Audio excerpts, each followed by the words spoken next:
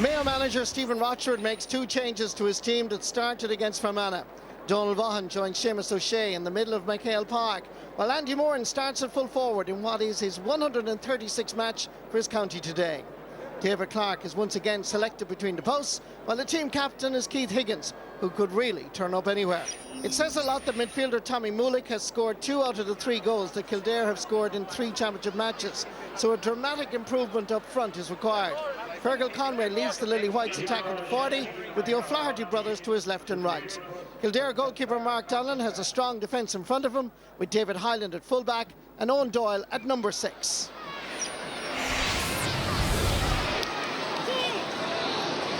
Mayo patient. Kildare standing defiant, not lunging in. Over for his Andy Moore. Laying it off for his Aidan O'Shea. 3 Kildare players in the tight corner right beside him as the ball is kicked in and the ball is sent over the bar. Ball was sent back from O'Shea and Diarmuid O'Connor obliged with an outside of the boot shot that split the posts. Kildare spread it wide. A hop of the ball was not the right option, and it gives the initiative to Mayo. Look at them swarming forward. Look at Diarmuid O'Connor going for his 3rd point in a match. What a start by the home side. And Diarmuid O'Connor with his 3rd point in a match, all superbly taken. Fine catch by Kevin Feely. He's fouled subsequently, so Kildare take the free. Available is Owen Doyle from Naas. Made his championship debut against Offaly 4 years ago. This is much better. Here's Morgan O'Flaherty.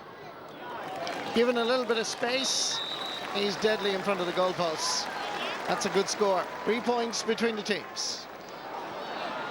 Passing is not going to hands. It's going to the ankles and to the knees from Kildare, and it's causing them problems. Every pass should be going straight into the chest. Neil Flynn really grabbing the opportunity, and that is a superb point. The build-up was slow and methodical again, but once he got that opportunity, my word, he sent it straight over the crossbar.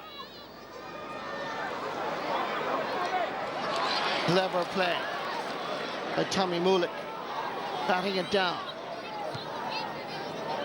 Good play by Kevin Feely, who's back out around the middle of the field. Nice turn. Oh, what a point! What a point! Neil Flynn from Maynooth gets his 2nd point of the match. Just turned and shot. Brilliant. The Mayo fans getting behind their team. They're surely the best supporters in the country. But here they come again. Coming through the middle is Keith Higgins. Floating one in to Andy Moran. He can turn, he can shoot. And that is a foot block. Perhaps the ball is still available and tapped in by Evan Regan. Evan Regan rolled it in. Andy Moran did so well here. Ball rebounded and Evan Regan touched it home. Kick out from Mark Donlan. Keith Higgins latching onto it. Feeding Cillian O'Connor, who gives it to the brother, Diarmuid. Still Diarmuid. Still going strong. What a run. What a finish. What a goal. My word. That was a piece of magic.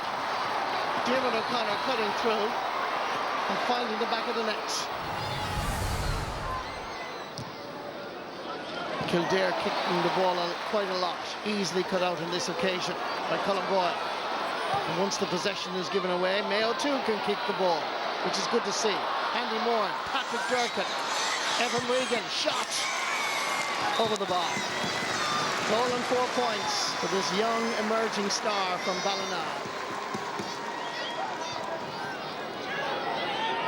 Ollie Lyons.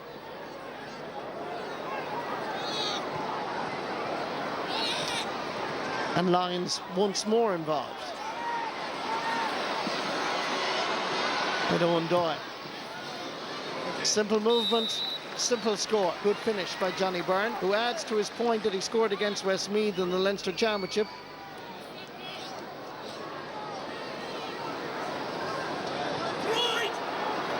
Here come Kildare now. Fergal Conway comes looking for it.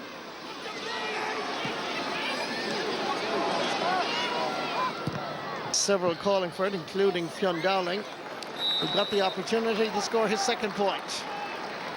The substitutes are doing so well in the second half, you'd wonder why they weren't playing from the beginning. Mayo continue on with Alan Dillon.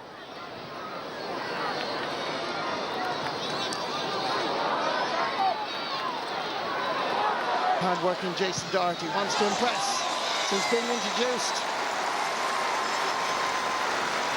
Now that was a real example of sheer grit and determination from Jason Doherty. Good score. Aidan O'Shea.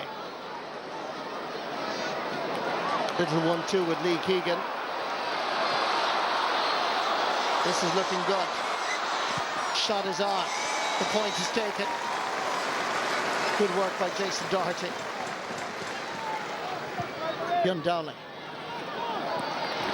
Ball given away as the sweeper, Kevin McLaughlin, easily gathers it up and bursts out of defence and takes a little bit too much out of it.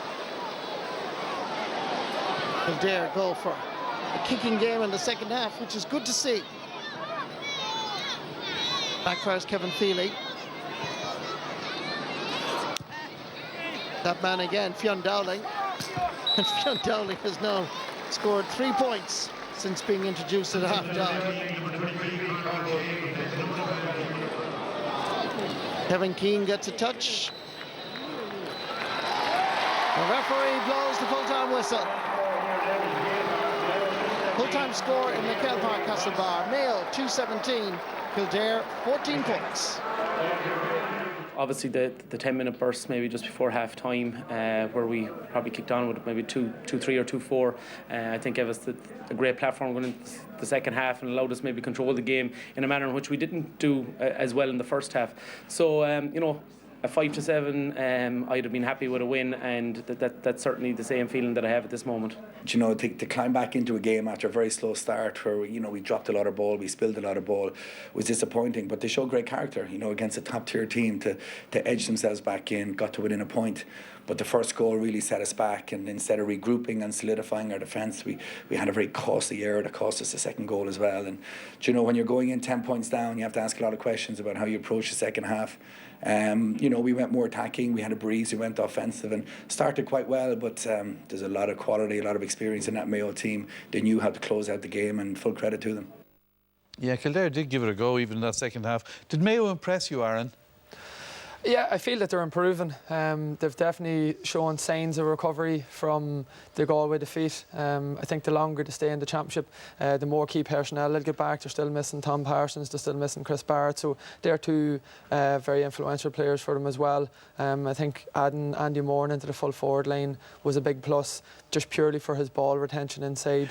It was an added dimension to them that he was able to bring runners into play, the likes of Jeremy O'Connor, and particularly fed off him really well. So it was a much improved performance even from when it was against Fermanagh last week, and I think a lot of that is down to the confidence within the group. Yeah. Where are they, would you say? I mean, given that they got a lot of criticism for the Fermanagh place, are they in the top 4, Mayo, still? I'm not sure, Des. There was a 20-minute period there where they just blasted Kildare over the water, and they showed us what Mayo. You have to remember, this is a team that basically ousted the management they had, and last year under that management they pushed Dublin to the very, very limit. They possibly should have beaten them. I think when they're on song, they're brilliant. I really like Mayo. I admire them, but there are a few questions that has to be asked. I think, how good were Kildare? I think there were issues at midfield for Mayo last night. I think Aidan Shea is still struggling to find a position, and I think they're struggling with the sweeper role. And I think those things, if you can tidy them up, Aidan Shea for me is one of the best footballers. I know he was slated on TV last week, but he is one of the best footballers in the country. And when he's going, it is a huge thing for Mayo. I think getting the likes of him going, getting the likes of Cillian O'Connor going, they can have a big say. It'll take a very good team to knock them out if they keep improving the way they are. OK, one thing that did impress you last night, Desi, was how they moved the ball quickly. Yeah, in fairness, they can do that, and this is what the top teams can